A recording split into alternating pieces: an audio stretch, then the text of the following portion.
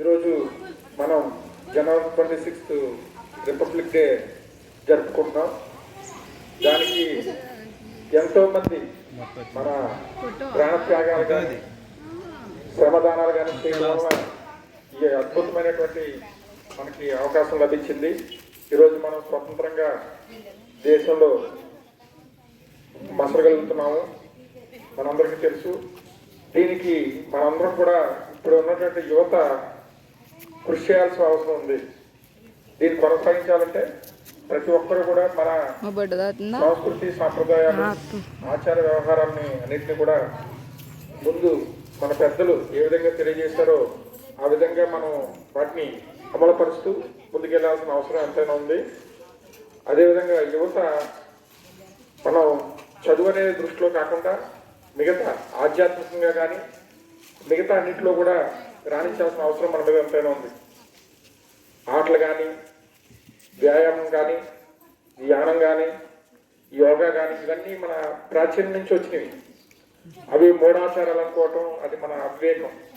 కాబట్టి మనం మన పూర్వీకులు మనకి ఏవైతే ఇచ్చారో ఆధ్యాత్మికంగా కానీ శారీరకంగా కానీ భౌతికంగా కానీ మానసికంగా కానీ అన్నీ కూడా అవి మూఢనమ్మకాలని తీసి పడేయకుండా వాటిని ఆచరిస్తూ మన ఆరోగ్యాన్ని పెంపొందించుకుంటూ దేశాన్ని ముందుకు నడిపించాల్సిన అవసరం మన మీద ఎంతైనా ఉంది. ప్రతి ఒక్కరం కూడా మన పండగలు సంక్రాంతి మన ప్రాంతంలో ఉన్నటువంటి ఆలయాలన్నీ ఒక్కొక్క ఆలయానికి ఒక్కొక్క విశిష్టత ఉంటుంది. ఆ విశిష్టతలన్నీ మనం తెలుసుకోవాల్సిన అవసరం ఉంది. వాటిని ముందుకు తీసుకెళ్లాల్సిన అవసరం ఉంది. మనం అందరం కూడా యూనిటీగా ఉండాలి, ఐక్యమత్యంతో ఉండాలి. ఐక్యమత్యమే మహాబలం. ఈ ఐక్యమత్యంతోనే మనం ఈ స్వాతంత్రం సాధించగలిగాం, నిలబెట్టుకోగలిగాం. ఈ ఐక్యమత్యత లేకపోతే మళ్ళీ స్వాతంత్రాన్ని కోల్పోయే అవకాశాలు ఉంటాయి. కాబట్టి ఐక్యమత్యంతోనే మనం ఏదైనా సాధ్యం పడుతుంది. సో ఈ కార్యక్రమానికి చేసినటువంటి ప్రతి ఒక్కరికి హృదయపూర్వక ధన్యవాదాలు తెలియజేసుకుంటూ ఈ కార్యక్రమాన్ని మనం ఎప్పుడు కూడా జనవరి 15th 26th కూడా మన ఇలా ఏర్పాటు చేయడం ఎంతో కష్టాలతో కూడినటువంటి అయినప్పటికీ కూడా శ్రమతో కూడిన అయినప్పటికీ కూడా ఆయన అప్పారావు గారు దివ్యాంగులైనప్పటికీ కూడా ఎంతో శ్రమ గురించి ముందు రోజు నుంచి దానికి కావాల్సినట్టు అన్ని అమర్చుకుని ఈరోజు ఉదయాన్నే లేచి ప్రతి సంవత్సరం కూడా జనవరి 15th ఆగస్ట్ 15th జనవరి 26th కూడా అదే కాకుండా అనే కార్యక్రమాలు చేయడం మనందరికీ ఎంతో అదృష్టం. మన ఈ విధంగా మనం వచ్చి జస్ట్ 10 నిమిషాలు వెళ్ళిపోతాం, కానీ దీని వెనక ఎంతో శ్రమ ఉంది.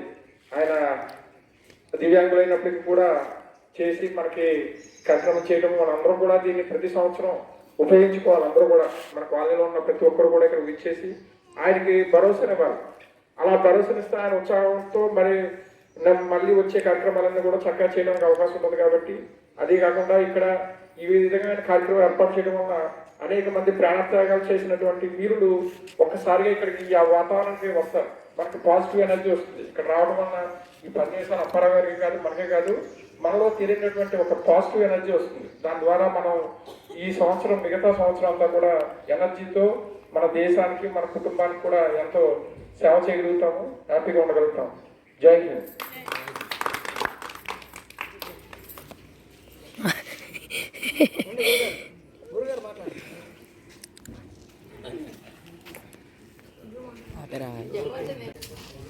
అక్కడే ఆపోజిట్